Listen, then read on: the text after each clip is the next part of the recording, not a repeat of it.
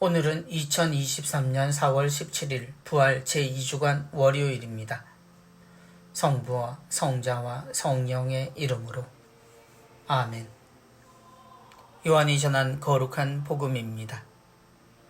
바리사이 가운데 니코데모라는 사람이 있었다. 그는 유다인들의 최고 의회 의원이었다. 그 사람이 밤에 예수님께 와서 말하였다. 스승님, 저희는 스승님이 하느님에게서 오신 스승이심을 알고 있습니다. 하느님께서 함께 계시지 않으면 당신께서 일으키시는 그러한 표징들을 아무도 일으킬 수 없기 때문입니다. 그러자 예수님께서 그에게 이르셨다. 내가 진실로 너에게 말한다. 누구든지 위로부터 태어나지 않으면 하느님의 나라를 볼 수 없다. 니코데모가 예수님께 말하였다. 이미 늙은 사람이 어떻게 또 태어날 수 있겠습니까? 어머니 뱃속에 다시 들어갔다가 태어날 수야 없지 않습니까? 예수님께서 대답하셨다. 내가 진실로 너에게 말한다. 누구든지 물과 성령으로 태어나지 않으면 하느님 나라에 들어갈 수 없다. 육에서 태어난 것은 육이고 영에서 태어난 것은 영이다. 너희는 위로부터 태어나야 한다고 내가 말하였다고 놀라지 마라. 바람은 불고 싶은 대로 분다. 너는 그 소리를 들어도 어디에서 와 어디로 가는지 모른다. 영에서 태어난 이도 다 이와 같다. 주님의 말씀입니다. 그리스도님 찬미합니다. 누구든지 위로부터 태어나지 않으면 하느님의 나라를 볼 수 없다. 천성을 바꾸는 것이 신앙이다 라는 말씀을 기억합니다. 언젠가 어머니가 들려주신 이야기입니다. 우리는 가끔 내가 타고난 성격에 대해 말하곤 합니다. 하느님을 믿는 우리이지만 우리가 태어날 때부터 혹은 가족으로부터 이어지는 잘못된 습관이나 성격에 대해 고쳐지지 않을 것이라 단정하는 습관을 가지고 있습니다. 그래서 화가 나거나 충돌할 때마다 그게 나다라고 말하려고 합니다. 오늘 복음에 등장하는 이스라엘의 최고 의회 의원이었던 바리사이 니코데모가 등장합니다.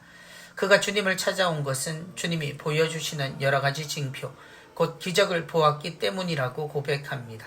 주님을 존경하여 찾아와 자신의 솔직한 입장을 말한 자리에서 그는 주님이 전하시는 가장 중요한 가르침을 받습니다. 누구든지 위로부터 태어나지 않으면 하느님의 나라를 볼 수 없다. 그러나 그는 주님의 말씀을 전혀 다른 뜻으로 알아듣습니다. 그야말로 말씀 그대로 이해하고 자신의 근본을 바꿀 수는 없는 일이라고 말합니다. 이미 늙은 사람이 어떻게 또 태어날 수 있겠습니까? 그는 자신이 어머니의 뱃속에 다시 들어갔다가 태어날 수는 없음을 말합니다. 이미 태어난 대로 살아가는 자신이니 다시 태어난다는 것은 불가능하다는 이야기입니다. 주님의 말씀을 이해하지 못한 그이지만 사실 우리 역시 삶에서 하느님을 만나고 살아야 하는 부분에서 비슷한 태도를 보일 때가 많습니다.